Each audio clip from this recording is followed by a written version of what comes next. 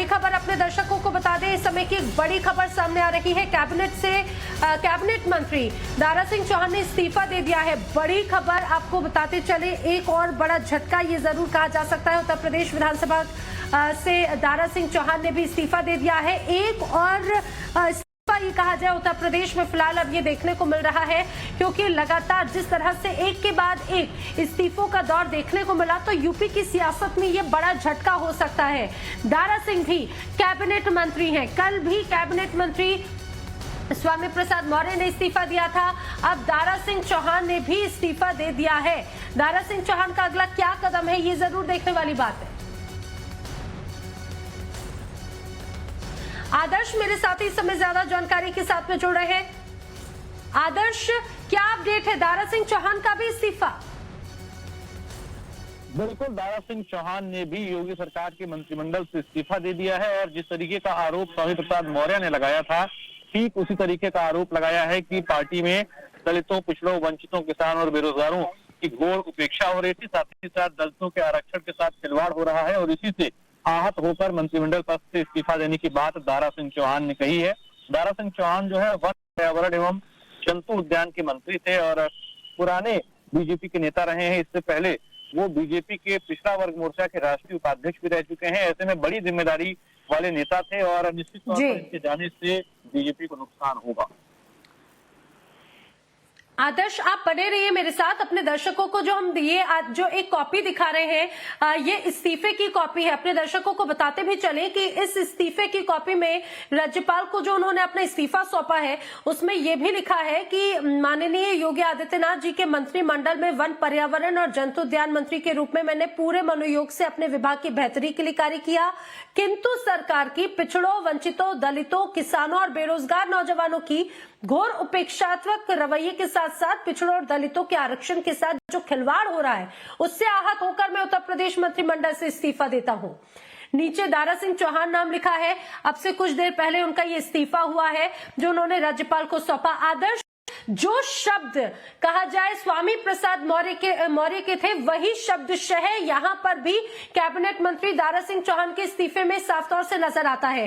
क्या दारा सिंह चौहान के इस्तीफे के बाद में उनका भी वही कदम होगा जो स्वामी प्रसाद मौर्य का रहा है?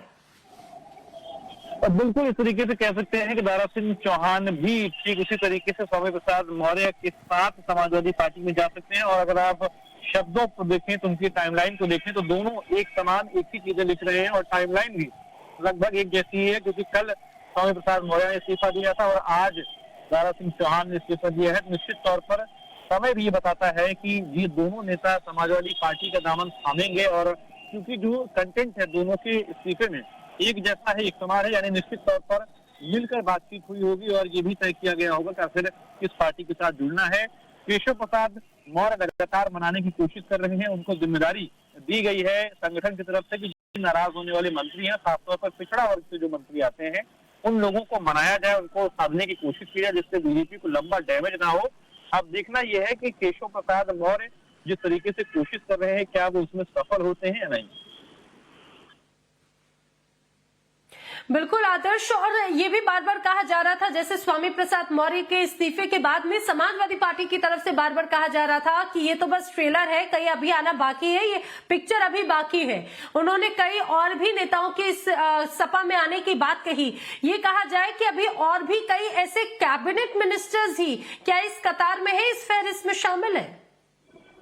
देखिए, समाजवादी पार्टी के समर्थक पार्टी जो है सुहेलदेव भारतीय समाज पार्टी, जिसके अध्यक्ष ओम प्रकाश राजभर हैं, उनसे कल जब टाइम्स नाउ नवभारत ने एक्सक्लूसिव बातचीत की थी तो उन्होंने साफ तौर पर कहा था कि हमारे संपर्क में कई ऐसे मंत्री, कई ऐसे विधायक हैं जो लगातार हमसे मिल रहे हैं और ये उम्मीद कर रहे हैं कि समाजवादी पार्टी में अगर वो आते हैं तो उन्हें टिकट दिया जाएगा।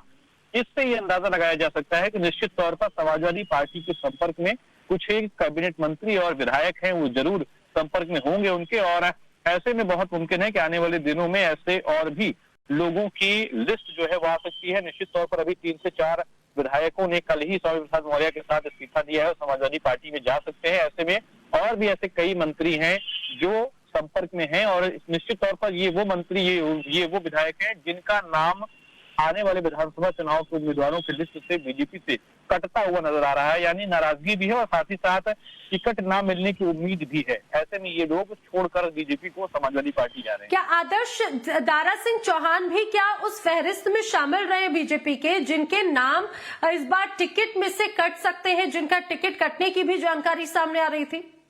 देखिए, कह सकते हैं क्योंकि आधिकारिक तौर पर निश्चित तौर पर आप समझ सकती हैं कि इसकी जानकारी आमतौर पर साझा नहीं की जाती है, लेकिन ये उन लोगों में से शामिल जिनके खिलाफ एंटी इनकम्बेंसी बहुत ज्यादा थी और उसको लेकर कहा जा रहा था कि दारा सिंह चौहान का भी नाम उस लिस्ट में हो सकता है जो टिकट काटने की लिस्ट बन रही है। और ऐसे में बहुत मुमकिन है कि शायद इस बात का अंदाजा दारा सिंह चौहान, स्वामी प्रसाद मौर्य समेत तमाम नेताओं को हुआ हो, जो विधायक छोड़कर गए हैं उनको हुआ हो, और उसी के बाद उन्होंने समाजवादी पार्टी का दामन थामा है।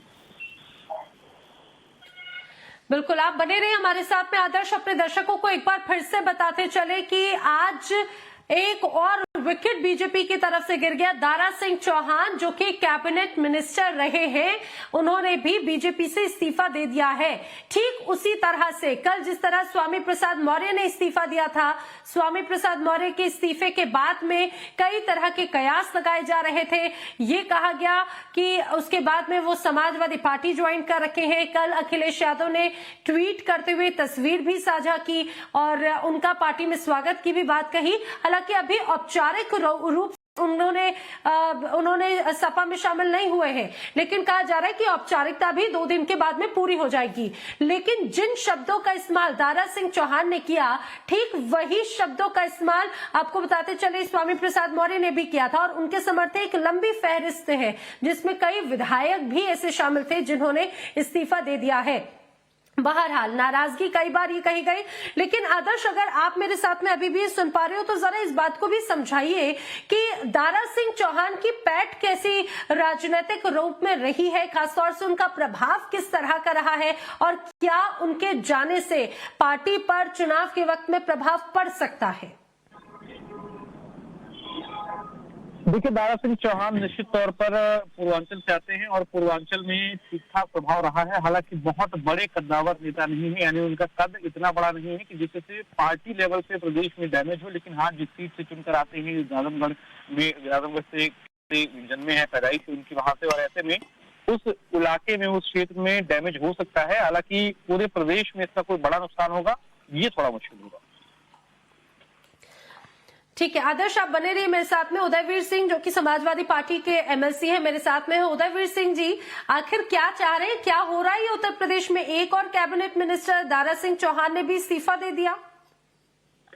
देखिए, तमाम नेता हैं जिन पे जनता का दबाव है कि जिस अपेक्षाओं के साथ, जिन आशाओं के साथ उनको शामिल किया गया और जिन समाज की अगुवाई उन्होंने की है, वो कुछ ऐसे मूल मुद्दे हैं जैसे रिजर्वेशन है, जिससे पूरा समाज प्रभावित होता है।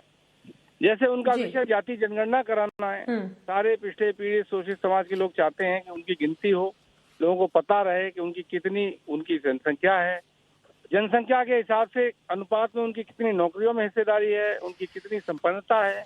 इन सब पे भारतीय जनता पार्टी। लेकिन दारा सिंह जी, जब अगर मंत्रिमंडल का हिस्सा रहे, जब 5 साल जब सत्ता रही, तो इस दौरान 5 साल तो मंत्री जो सुख होता है वो तो भोगा, उसके बाद में चुनाव के वक्त में, टिकट के वक्त में इस्तीफा दे दिया। अच्छा, क्या मैं आप ये समझना चाहूंगी कि क्या अब दारा सिंह चौहान भी समाजवादी पार्टी में शामिल हो रहे हैं? ये तो उनको फैसला लेना है दारा सिंह चौहान जी को। दारा सिंह चौहान जी पहले चर्चा चल रही है क्या सर? सुनिए, लोकसभा में बसपा के नेता थे, राज्यसभा में रहे हैं, पहले समाजवादी पार्टी में भी रहे हैं, तो वो रहे हैं तमाम जगह। लेकिन मैं जो आपसे जो बात समझ रहा हूँ, जब समय आता है तभी आपके टीवी चैनल पे भी आज पॉलिटिकल डिबेट ज्यादा होती है चुनाव को लेके, क्योंकि चुनाव का समय है। लोग निर्णय तभी लेते हैं जब निर्णय जी वक्त है, बिल्कुल समय ही चुनाव का है जी। तो न्यूज का जिस खबर का वक्त होता है उसी पर चर्चा होती है। इसी तरह राजनीतिक लोग भी निर्णय तब लेते हैं जब उन्हें निर्णय लेने का टाइम होता है। तो ये तो अपना इस्तीफे के बारे में ज्यादा खुद ही बताएंगे, लेकिन जहां तक उनकी इस्तीफे की भाषा देखिए, मैं चुनावी महत्वाकांक्षा होती है। अच्छा उदय जी, मैं यही तो जानना चाह रही हूँ, क्या दारा सिंह चौहान जी से भी बातचीत चल रही है सपा की? क्योंकि स्वामी प्रसाद मौर्य तब तो आ रहे हैं पार्टी में। जो लोग कैबिनेट मंत्री हैं, उसकी चुनाव की महत्वाकांक्षा तो पूरी थी जी। अगर कैबिनेट मंत्री से बड़ा तो मुख्यमंत्री होता है, डिप्टी सीएम भी नाम का होता है वो एक कैबिनेट मंत्री ही है। जी। तो सवाल ये है कि चुनावी महत्वाकांक्षा का विषय नहीं ठीक है। है भारतीय जनता पार्टी उदय जी, मेरा सवाल एक बार फिर से वही, क्या दारा सिंह चौहान से भी बातचीत चल रही है समाजवादी पार्टी के लिए? बतौर प्रवक्ता मैं ये नहीं जान सकता हूँ, जब पार्टी कोई निर्णय लेगी तो मैं बता पाऊंगा। संगठन के लोग बातचीत कर रहे होंगे, राजनीतिक लोग एक दूसरे से बात करते हैं, उसके बारे में जो भी है वो निर्णय मुझे जैसा पता लगा है कि वो राष्ट्रीय अध्यक्ष अखिलेश यादव जी से मिल रहे हैं। तो बीजेपी के कई और नेता तो संपर्क में है ना अभी सपा के? संपर्क में तो सब लोग हैं, सामाजिक प्लेटफॉर्मों पे सब मिलते हैं। जब लोग ये महसूस करते हैं कि ये एक अहंकारी मुख्यमंत्री आ गया जिसकी न भाषा सही है न काम सही है, तो लोग उसे बर्दाश्त करते हैं जब तक बर्दाश्त किया जा सकता है। ये बात तो ये है, अगर बस चले तो योगी जी और मोदी जी और अमित शाह भी बर्दाश्त नहीं करें उत्तर प्रदेश के मुख्यमंत्री। आप जानते हैं सड़क पर उनको अकेला छोड़ दिया था मोदी जी ने। राजनीतिक पार्टी की मजबूरियां हो, लेकिन उदयवीर सिंह जी ठीक है, लेकिन आप मेरी बात का अभी वही घुमा फिरा कर जवाब दे रहे हैं। बहरहाल हमसे जुड़ने के लिए आपका शुक्रिया। उदयवीर सिंह जो कि समाजवादी पार्टी के एमएलसी हैं।